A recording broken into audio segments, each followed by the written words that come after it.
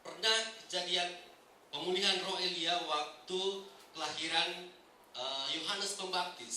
Lukas 1 ayat 13, tapi malaikat itu berkata kepadanya, jangan takut hai Sakaria, sebab doamu telah dikabulkan dan Elisabet istrimu akan melahirkan seorang anak laki-laki bagimu dan haruslah engkau menamai dia Yohanes. Saudara, kita bicara selalu ada slide supaya orang yang tuli pun bisa menengok, bisa melihat dan dia bisa dibangkitkan gitu. Saudara, lanjutkan. Ia akan membuat banyak orang Israel berbalik pada Tuhan Allah mereka. Coba lihat yang garis tebal. Banyak orang Israel berbalik kepada Tuhan. Roh Elia akan membuat banyak orang berbalik kepada Tuhan. Yohanes diutus bukan kepada orang kafir, melainkan kepada orang Israel, yaitu umat Allah. Umat Allah yang murtad, saudara.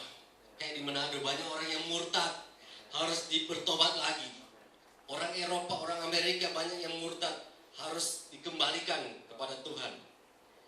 Dan dikatakan ayat 17, ia akan berjalan mendahului Tuhan dalam roh dan kuasa Elia, dan dengan demikian menyiapkan bagi Tuhan satu umat yang layak baginya.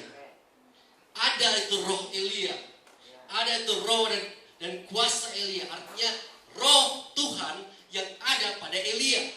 Bukan satu yang baru, roh Elia, tapi suatu roh Tuhan yang pernah ada kepada Elia. Roh Kudus sebenarnya, roh Tuhan sendiri yang memampukan Elia bisa melakukan puasa. Lukas 3 ayat 3, maka datanglah Yohanes ke seluruh daerah Yordan dan menyerukan, bertobatlah dan berilah dirimu dibaptis dan Allah akan mengampuni dosamu. Yohanes memberitakan apa? Pertobatan kepada umat Allah. Sekarang berita yang didantikan oleh orang bukan pertobatan. Banyak berita-berita di gereja-gereja, di persekutuan udah jauh dari pertobatan. Semuanya bagaimana supaya kita kebanyakan ya mau jadi lebih sukses, lebih kaya, lebih banyak punya mobil, lebih banyak punya dan sebagainya. Ya, ada banyak pengajar mungkin lebih berat sebelah, tapi kita harus seimbang di dalam segala sesuatu, saudara. Pertobatan itu nomor satu yang Yesus ingatnya. Hai kamu keturunan ular beludak, siapakah yang akan mengatakan kepada kamu melarikan diri dari murka yang akan datang? Yohanes bukan tipe pengkhotbah pemberita Injil yang biasa, pakainya saja nyentrik ya. Pakaiannya itu dari bulu unta ya, bulu unta. Kemudian makanannya juga nyentrik. Dia nggak mau peduli dengan apa yang dia pakai dan dengan dia peduli apa yang dia makan. Yang penting dia mau mengatakan pada orang-orang bertobat, percaya pada Tuhan. Yohanes sampaikan kata-kata ini kepada umat Allah. Jadi hasilkanlah buah-buah yang sesuai dengan pertobatan. Bukan cuma bertobat, dia bilang kalau bertobat harus kelihatan buahnya. Harus kelihatan buah-buah yang sesuai dengan pertobatan. Pertobatan yang sesungguhnya akan menghasilkan buah-buah yang kelihatan. Bahkan dia pernah mengatakan demikian, janganlah berpikir dalam hatimu, Abraham adalah bapa kami. Karena aku berkata kepadamu, Allah dapat menjadikan anak-anak bagi Abraham dari batu-batu ini. Nah, coba saudara lihat, apa pikiran orang-orang Kristen selama ini dalam hati mereka? Kami adalah orang Kristen dan Yesus adalah juru selamat kami. Kami diselamatkan oleh kasih karunia karena iman. Sudah itu tidak perlu berbuat apa-apa lagi. Iya kan? Banyak orang seperti itu. Apakah yang Yohanes katakan pada orang Kristen?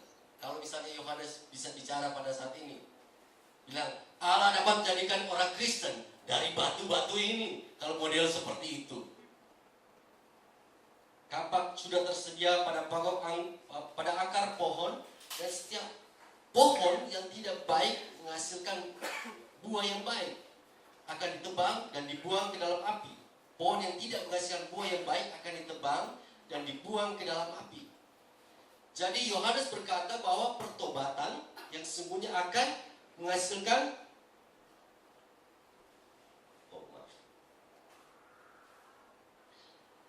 Yohanes berkata bahwa pertobatan yang sesungguhnya akan menghasilkan buah yang baik. Jadi kita harus mentaati perintah Tuhan, harus berbuat baik, benar, dan hidup kudus. Nah, hal ini saudara, terus terang kurang diajarkan dalam gereja pada masa kini, sehingga akibatnya banyak orang Kristen tidak selamat. Dia pikir dia selamat. Nah, roh dan kuasa Elia akan dipulihkan. Sekali lagi pada akhir zaman sebelum Yesus datang kembali. Apakah yang akan kita beritakan pada umat Allah kalau roh Elia dipulihkan kepada kita? Kira-kira seperti apa? Kalau saudara dipulihkan roh Elia seperti Yohanes Pembaptis, apa yang saudara akan katakan? Apa yang saudara akan serukan? Ya jelas, bertobatlah. Kita akan berani untuk mengatakan bertobatlah. Jadi siapkan dirimu untuk hari Tuhan yang besar dan dahsyat itu. Sudah siap? Amin. Bagaimana roh Elia itu? Coba kita belajar sedikit. Jadi sebelum kita sampai kepada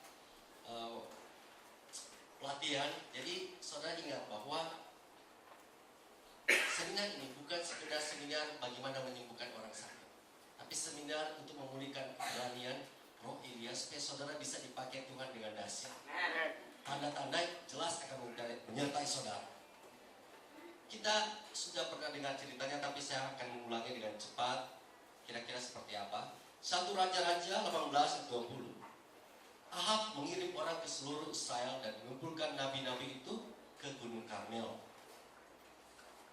Lalu Elia mendekati seluruh rakyat dan berkata, berapa lama lagi kamu berlaku timpang dan bercabang hati? Kalau Tuhan itu Allah, ikutlah dia. Kalau Baal, ikutlah dia. Kira-kira Tuhan mau bilang seperti ini, sudahlah, kalian itu jangan abu-abu, iya kan? Hitam atau putih. Jangan berdiri di tengah-tengah. Jangan kompromi sebelah kiri atau sebelah kanan. Jangan di tengah-tengah.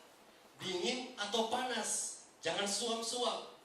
Ya kan, Tuhan bilang kalau jemaat gereja suam-suam dimuntahkan. Hal seperti ini dikatakan oleh Elia kepada seluruh rakyat. Karena seluruh rakyat sudah hidup bercabang. Mereka menyembah Allah, tapi mereka juga menyembah Baal. Sehingga Tuhan bingung, yang mana sih yang mereka sembah?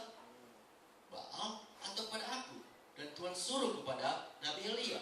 Dan Nabi Elia dengan berani menantang mereka, mengatakan, berapa lama lagi kamu berlaku bercabang, timpang, bercabang hati? Tapi rakyat tidak menjawab sepatah kata. Hari ini sama, sampai sekarang banyak orang kalau ada tantangan pertobatan, dia